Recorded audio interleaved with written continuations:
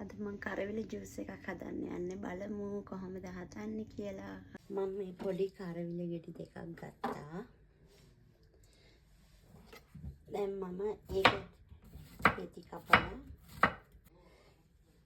මේ විදිහට කරවිල පොඩි ගෙඩියක් හරි දෙකක් හරි ඔයගොල්ලෝ සතියකට එකපාරක් හරි බොනවා නම් හොඳයි. අපේ ශරීරයේ තියෙන සීනි මට්ටමත් බහිනවා.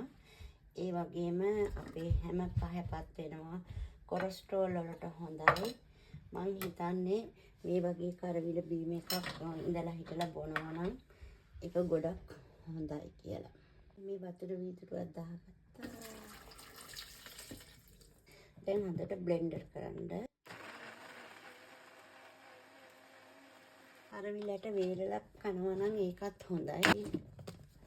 බ්ලෙන්ඩර් කරගත්තා.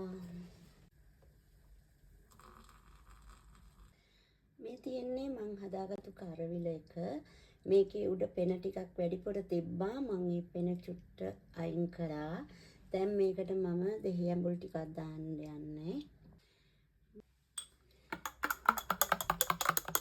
දැන් මම මේ දෙහි ටිකක් දැම්මා. ඔයගොල්ලන්ට ඕන නම් ලුණු චුට්ටකුත් දාගන්න පුළුවන්. ඔයගොල්ලොත් මෙහෙම හදලා බොන්න. ඒක බොන්න බෑ තිත්තයි කියලා හිතන්න එපා. අපේ ශරීරයට උවමනා දෙයක් නිසා මේක අපි කොහොම හරි බොන්න ඕනි.